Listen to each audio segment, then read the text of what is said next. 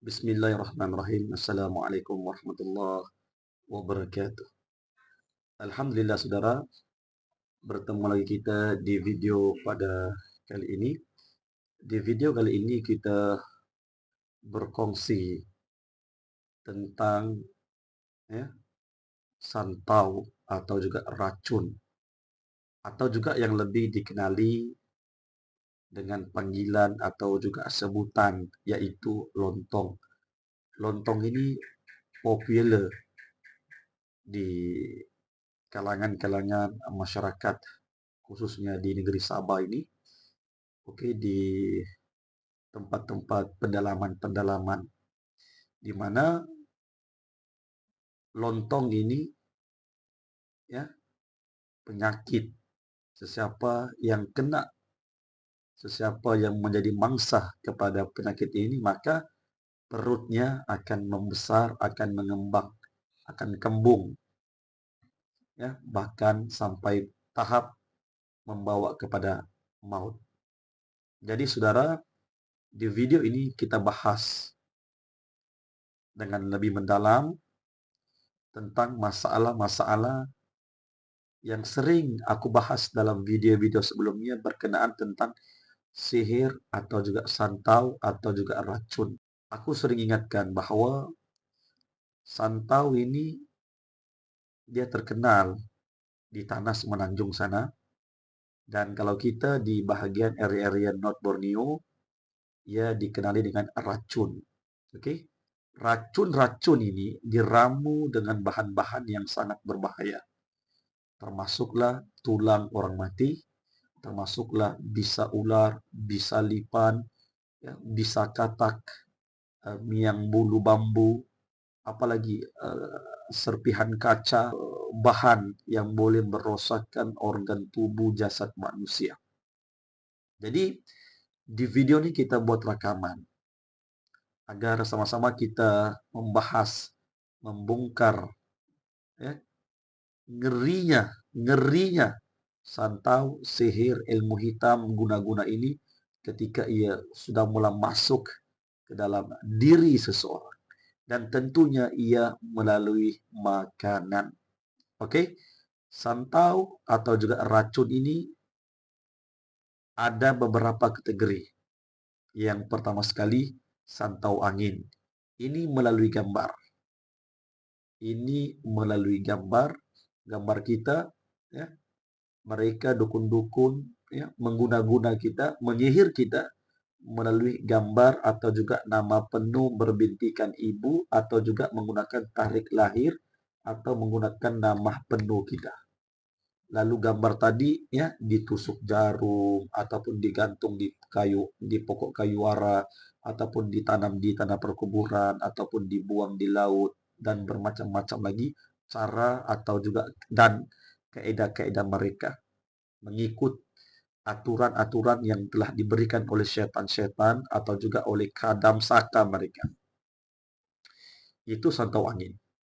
Dan ia tidaklah sangat berbahaya berbanding santau tujuh ini.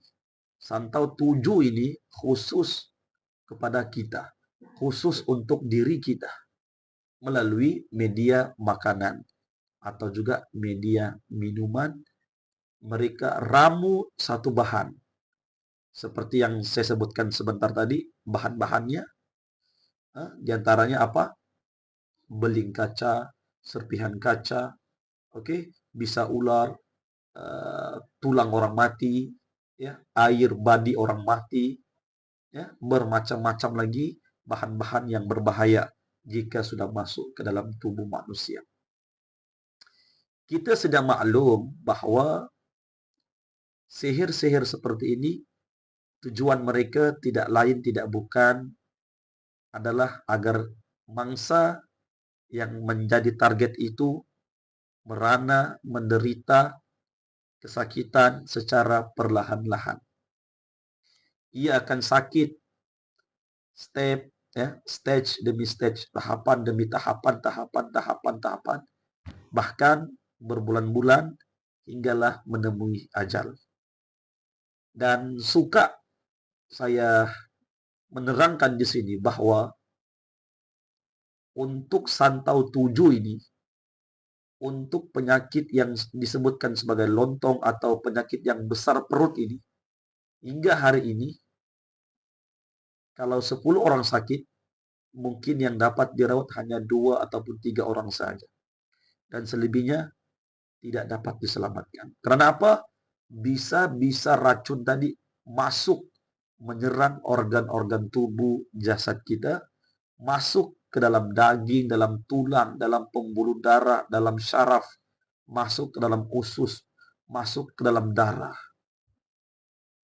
Penyumbatan pembuluh darah itu akan berlaku. Pembengkakan usus itu akan berlaku. Kerusakan organ itu akan berlaku. Kenapa boleh berlaku seperti itu? Karena bahan-bahan yang saya sebutkan sebentar tadi, kaca, ya, belum termasuk lagi pemujaan, belum. Itu baru bahan-bahannya, bisa ular, bisa lipan, ya, bisa ya, bambu kan, bambu ini kan dia ada minyak, ada miang, ada dia punya apa dipanggil miang bulu bambu kah, oke? Itu diramu, dicampur dalam makanan dan minuman, lalu diberi makan kepada kita tanpa kita sadari. Karena biasanya yang melakukan perkara ini adalah orang-orang yang terdekat dengan kita. Kita bukan berburuk sangka, ini sekadar waspada. Oke, sekarang ini jam menunjukkan jam 2:30. Kita ini bersemangat berkongsi agar dapat kita menyelamatkan nyawa-nyawa saudara kita yang ada di luar sana. Oke, jika ada fakta yang bertentangan dengan saudara yang ada di luar sana, bolehlah ya kamu luruskan pemahaman-pemahaman ini. Ya, kalau untuk saya pribadi inilah yang sering saya jumpa. Inilah yang sering saya temui di luar sana, dan pasti sesiapa yang menjadi target ya sihir ini, santau ini, memang tidak ada obat hingga pada hari ini. Insya Allah, jika Allah panjangkan umurnya, insya Allah panjang umur. Dan insya Allah akan sehat walafiat. Tetapi untuk kita punya statistik, kita punya kajian, oke, kita punya graf, memang jarang orang hidup jika terkena sihir ini. Karena sihir ini dia tahap kelas yang paling tertinggi, high class, sebab ia bukan sahaja merasuk kepada mangsa, tetapi bahkan membunuh, merosakkan organ. Itu semuanya berlaku atas izin Allah Ta'ala. Jadi, nasihat saya ini manusia yang tidak tahu apa-apa, hanya bermodalkan keyakinan untuk bagaimana kita boleh menyelamatkan saudara yang ada di luar sana agar berhati-hati, agar berwaspada dalam setiap keadaan dan masa. Jangan leka, jangan alpa, jangan lalai. Kalau kita hanya diguna-guna, disihir, disantau melalui gambar, insya Allah kita akan selamat. Kalaupun kena, tidak seberapa sandih. Tetapi kalau sudah melibatkan makanan dan minuman, maka itu 50-50 untuk kita meneruskan kehidupan kita yang singkat ini. Karena jika sudah termakan dan terminum, cara rawatannya juga sangat rumit. Karena racun-racun tadi sudah mulai masuk ke dalam organ tubuh, jasad, tulang, kulit, darah, organ, dan lain, usus segalanya. Jadi, kita hanya berdoa kepada Allah Ta'ala, maka senantiasa tengok kiri dan kanan, senantiasa pantau apa yang dimakan, apa yang diberi. Kan? Saya ada bagi doa-doa di channel ini. Oke, doa-doa kita boleh cari sendiri, doa-doa pembatal sihir, ya, doa-doa penjagaan diri, ya kan, doa-doa kalau kita makan kita baca seperti surah Al-Furqan ayat 23 kan, Bismillahirrahmanirrahim, wa qadimna ila ma'amilu min amalin faj'alnahu haba'an mansura.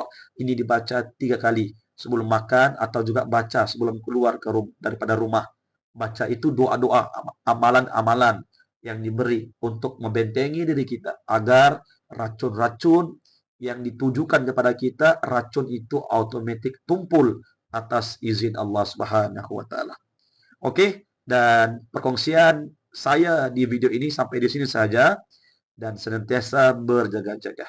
Andai kata video ini bermanfaat, ya, kongsikan kepada kaum kerabat, ahli keluarga ya yang kita sayangi.